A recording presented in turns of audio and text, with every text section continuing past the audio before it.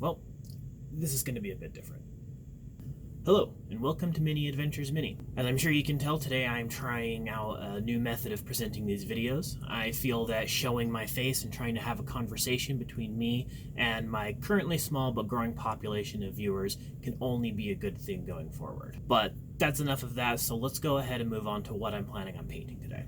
I'm finishing up the last miniature that I need to paint to have a fully painted adventuring party for the D&D game that I'm currently running. The last miniature that we need in order to finish this up is our faithful Wood Elf Ranger. Now, the mini that I'm planning on using isn't strictly speaking a Wood Elf. I found this one at the shop, and it is technically speaking a human ranger from the WizKids brand, but this is not really that big of an issue for me, and the player is also happy with it, so this is what we decided to go with. It's not always that important to be super detailed. The big difference between a human and an elf on the miniatures is really just if they have pointed ears or not, and with these kinds of minis, it's difficult to tell in the first place. So this is what we're going to go with, and with that, let's go ahead and switch over and start painting.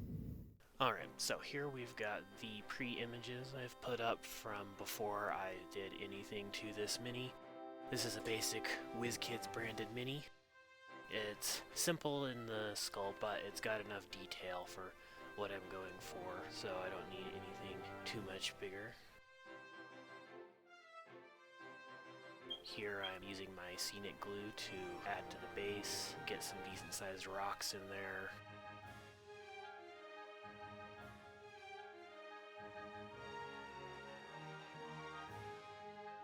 Here I just use some of my sand. I'm going from a coarse sand down to finer sand in 3 steps, get what I want.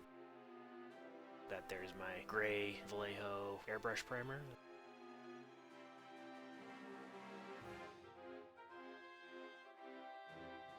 And then I'm coming in with the black here to start my zenithal highlighting. Still getting used to using my airbrush a little bit, so I have to work out the kinks every time I try and use it, but I'm getting better at it. After getting the black on there, we move over to this medium gray.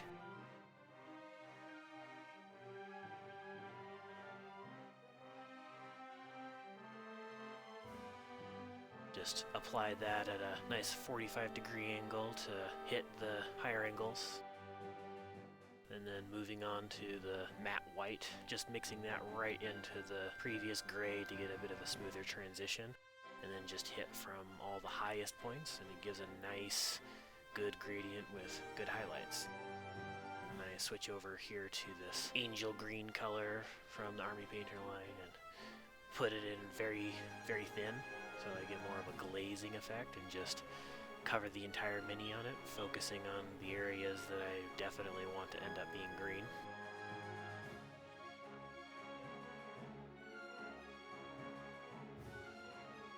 Alright, moving on to paintbrush step at this point. We're going to bring out the leather brown to start putting in the colors for all of the leather pieces, just picking out those areas that I like. So I'm starting here with the quiver.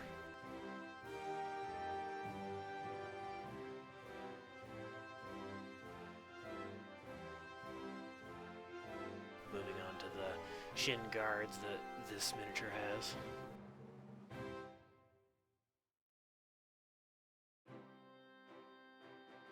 And you can't forget the boots.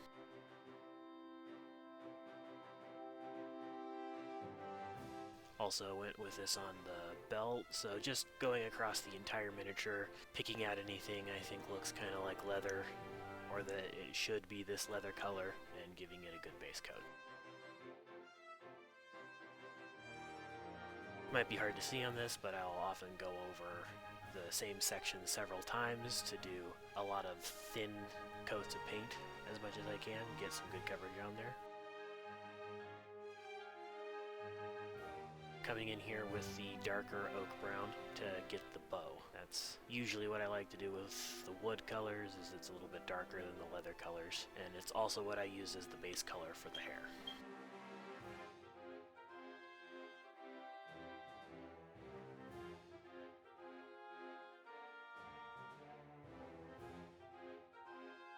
apologize for a little bit of the focus going a little wonky on this. The camera didn't want to stay focused on it. Alright, coming off to a small off-white with the mummy robes. I use that to hit the fletchings and the pants on this guy because I thought it would get a nice texture with the wash that we use later, and I'll also use it here in a moment on the bowstring. A good off-white has a lot of versatile uses on a mini.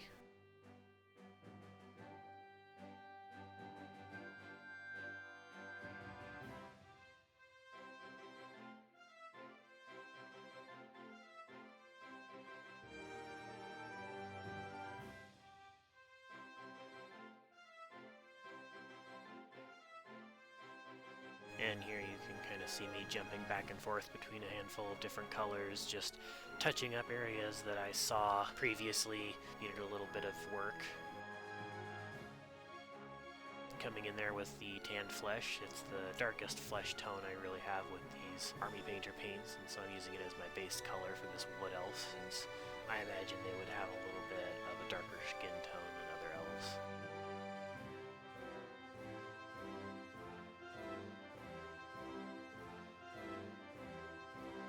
Once again, jumping around between a handful of different colors, just finding areas I noticed that need touching up. I like using this desert yellow here for a little bit of accent on leather colors. It adds almost a nice tan effect next to the leather. It makes it look just like a different leather color. And I also kind of changed what I wanted on those shoulder pads and went with that.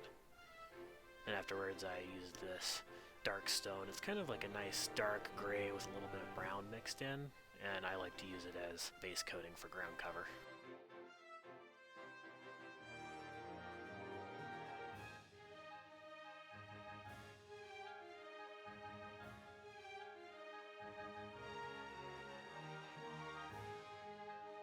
Alright, moving on to some of the washes here. I start off with a dark brown in order to hit this quiver and make it a little bit darker than some of the other areas. I also put it on the hair just for a little bit of extra detail, and I splatter it pretty liberally here along most of the areas. I put the off-white just to bring in more of a grungy look to these white parts.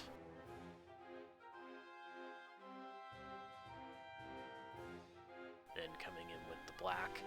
I typically like to use black on these ground coverings as well, just to really get those shadows and recesses to show up, but I move on here to the softer ones for using the leather. I wanted the leather to be a bit brighter, so I didn't go as dark with it on these.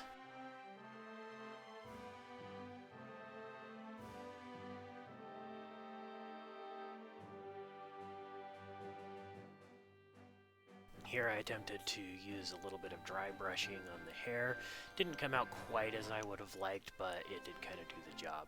So I decided to pull out this monster brown, a much paler brown, and again, I attempted to dry brush with it. Wasn't quite happy with the results, but it did the basic job. Now I'm moving on to using this flesh wash, which I'll put on all the exposed flesh bits. I might have put some on a couple areas of the leather armor where I wanted a more subtly shaded effect, but it's not in very many spots. I do like the way it works on flesh though, and that's the purpose, so.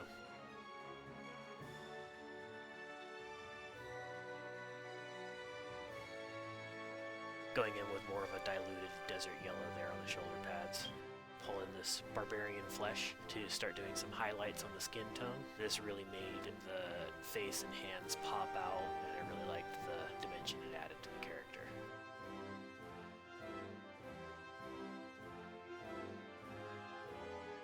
Here I'm using the matte black as a base for painting in the eyes. I use the same brush for painting in the eyes that I do for all of the other work. And again, I do apologize for the blurriness on the video here. It was having trouble focusing on the mini when I got it in this close to work on the eyes. But after I fill in the eye sockets with black, I come in here with the white and fill in just a slightly smaller area than I did with the black, so it gives almost kind of like an eyeshadow effect. Then I come back in with the black again and just dot in the pupils.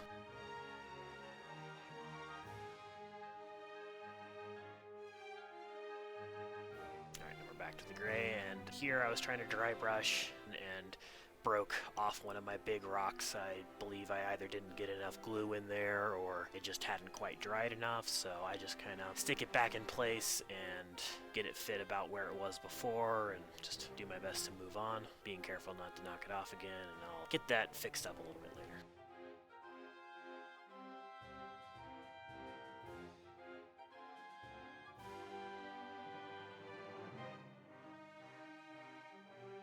Coming off over here to the plate metal. I like to do these metal accent bits after doing all the washing so that they don't get too bogged down.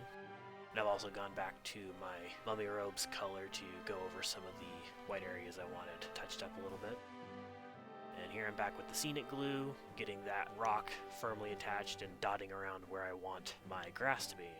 Going to use some medium coarseness flocking and just kind of sprinkling and tamping it down where I want it until it looks how I want it to be.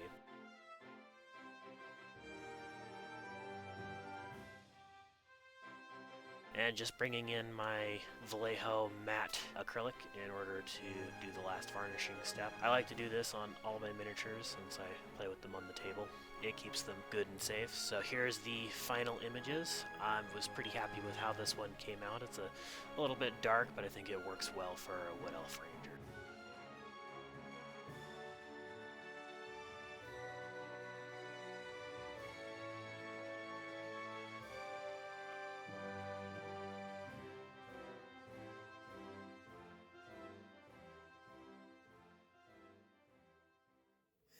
Alright, if you've stuck around here to the end, I want to thank you for sticking it out with me to the end of the video.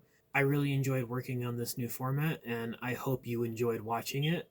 I hope to keep improving in this vein and bringing you fresh videos on a weekly basis, and I hope that this new conversational method is more enjoyable to watch. So please give me your feedback in the comments section, and if you liked it, please like and subscribe on the video. Thank you for watching, and I'll see you again next week.